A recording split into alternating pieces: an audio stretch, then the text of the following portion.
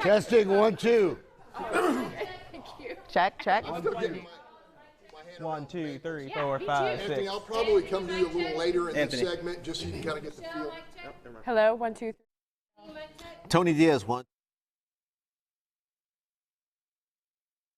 Congratulate Jamie on her new job. She's now on the assignment desk. Hey, hey, we're going to do Brady Bunch boxes. Perfect. This is why I wake up in the power. Okay. You know, I really enjoy going back and watching the show on Facebook and seeing all the comments. Yeah. Because what I have They found love you. universally brilliant about Tony.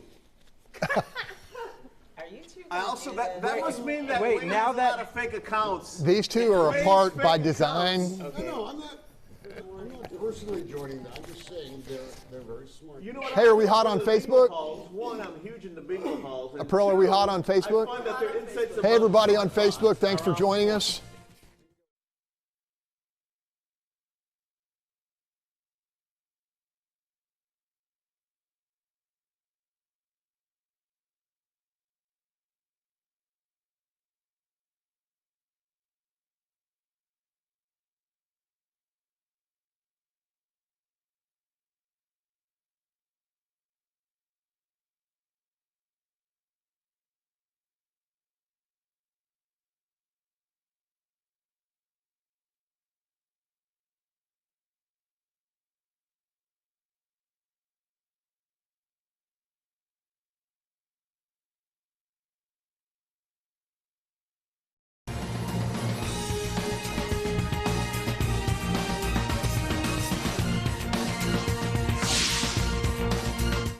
Amid a growing outcry for new Texas gun laws, a powerful Republican voice calls for an end to the private sale of firearms between strangers.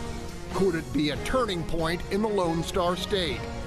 Here at home, Houston plays host to presidential hopefuls gathering for a nationally televised Democratic debate. Who will emerge as a stronger contender, and who will be culled from the pack? And with a city election just 8 weeks away, firefighters launch a no-confidence campaign against their chief. Is the criticism justified, or just another means of attacking the mayor? I'm Greg Rugen, and welcome to What's Your Point, where our panelists call it like they see it. Let's greet them. Starting us off, legendary reporter turned investigative media consultant Wayne Dolcefino. Next up, legal analyst and Houston attorney Carmen Rowe. In the 3 spot, Charles Blain, leader of the advocacy group Urban Reform. Batting cleanup, well-known criminal justice advocate Anthony Graves. Next up, conservative attorney and Second Amendment expert Michelle Maples. And closing us out on the hot corner, writer, educator, and radio host Antonio Diaz. Let's begin. As families in El Paso and Midland, Odessa continued to grieve their slaughtered loved ones, Democratic lawmakers across Texas issued a high-profile plea to Governor Greg Abbott for a special emergency session of the legislature to address gun violence. Among their proposals, a red flag law to seize firearms from the unstable, elimination of the private sale loophole, the banning of high-capacity magazines, and mandatory reporting of stolen guns. We want it to be harder for people to randomly murder our children and our families. Enough is enough. We don't need any more roundtables. We don't need any more discussion. We need action. The slaughter of those people based on the color of their skin demands that we take bold action. Bristling, the governor responded by urging Democrats to, quote, stop talking to cameras and start talking to colleagues to reach consensus. But then on Friday, in a development that stunned many, Lieutenant Governor Dan Patrick announced he'd defy the NRA and support common sense legislation to end, quote, stranger-to-stranger gun sales without a background check. Wow, a sea change. Michelle Maples, what's your reaction to this? My reaction is, why don't we enforce the laws that are already on the books? There are already a litany of gun laws. It is already against the law to sell in a private transaction to a felon. You cannot sell a gun to a felon. You cannot sell a gun to somebody who is the subject of a protective order. You cannot sell a gun to somebody who you believe will use that firearm in the furtherance of a crime. These laws exist. Adding one more to the pile is not going to change anything. What we need to look at is we need to look at the individuals. And these so-called red flag laws, what we've got to remember is that legislating crazy is a little difficult because you don't know somebody's going to go off the rails until they go off the rails. However, if there are signs, if there are odd behaviors, then that needs to be reported. What is that old adage? Say something, see something, say something. So if this guy who went and did those horrific murders in Midland, if somebody would have reported that this guy was ineligible to purchase a firearm, he went and attempted to buy a firearm from an FFL, perhaps that gun store should have raised the red flag and talked to another agency of like, hey, this guy just tried to purchase a gun. Perhaps you need to go look into that, law enforcement. Okay, Carmen, you heard those Democratic lawmakers. Their pleas were passionate. Do you think legislation can create a safer environment? There's no indication that it can, and exactly what Michelle said I agree with. It's really hard to legislate crazy. It's really hard to get everybody fenced into this box, and so all of the rhetoric that's coming from these politicians are, we don't want crazy people having guns. Of course not. Now, how do we figure out how to deal with that? And I think, and anybody who works in the criminal justice system will tell you, mental health is a significant issue. It's a difficult issue, it's an expensive issue, and it takes time that no one's willing to put into it. So while it's easy to go back to the table and come up with new laws that we're not enforcing, or laws that have no indication that they're going to change what's ultimately occurring out there in El Paso or Odessa, we can do all that, but that's not going to ensure safety. It's not going to ensure that we can get a handle on what's going on out in the community. Okay, Charles Blain, you are a person like myself who covers arguably the most powerful Republican in the state of Texas. Dan Patrick knows how dedicated he is to gun rights. What was your reaction to his decision to basically push a law to end stranger-to-stranger transactions? Yeah, I mean, it blew my mind, really. I think we hear a lot of times when we're talking about kind of liberal legislation that we can't legislate behavior. And not to beat a dead horse, but Michelle and Carmen both said it correctly. You cannot legislate morality. You cannot legislate morality into a society that thinks it's okay to kill children. And, you know, State Representative Jean Wu said it correctly. We should not make it easy to kill children. Nobody thinks that's okay.